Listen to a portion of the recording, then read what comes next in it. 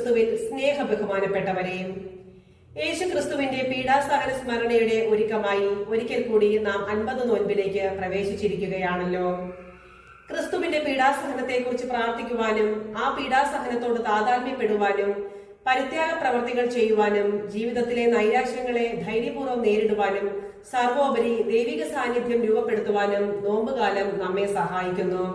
ദൈവവചനം വായിക്കുകയും ധ്യാനിക്കുകയും ചെയ്യുന്നത് ദൈവാനുഭവത്തിൽ വളരുവാൻ നമ്മെ സഹായിക്കുന്നു.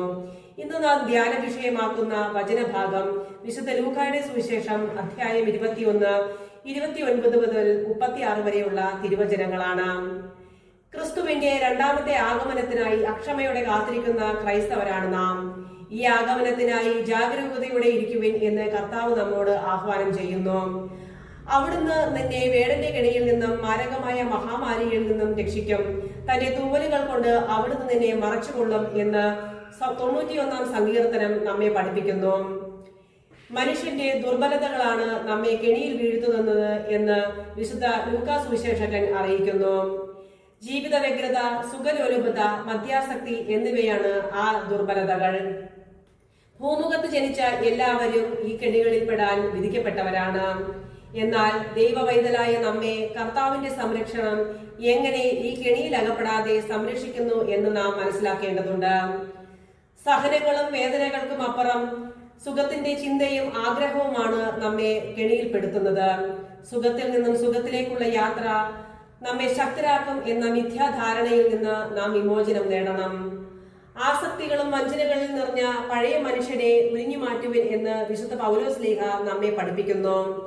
ജഡിക ജീവിതത്തിന്റെ ആസക്തി നമ്മെ കെണിയിൽപ്പെടുത്തുന്ന ഒരു ദുർബലതയാണ്. ഇതിൽ നിന്ന് വിമോചനം നേടാൻ ഈ നോയമ്പ് കാലത്ത് നമുക്ക് പ്രാർത്ഥിക്കാം. ജീവിത വ്യഗ്രത നമ്മെ അസംതൃപ്തിയിലേക്കും സാങ്കല്പിക ജീവിതത്തിലേക്കും നയിക്കുന്നു. ഇത് ജീവിതത്തെ കൂടുതൽ ബുദ്ധിമുട്ടുള്ളതാക്കുന്നു. നമ്മുടെ ജീവിതത്തിലെ ജീവിത വ്യഗ്രതകളും വ്യാമോഹങ്ങളും ആസക്തികളെയും നമ്മിൽ നിന്ന് എടുത്തു മാറ്റി നമുക്ക് പുതിയൊരു മനുഷ്യനാകുവാനായിട്ട് നോമ്പുകാലത്തെ നോമ്പും പ്രാർത്ഥനകളും നമ്മെ സഹായിക്കട്ടെ.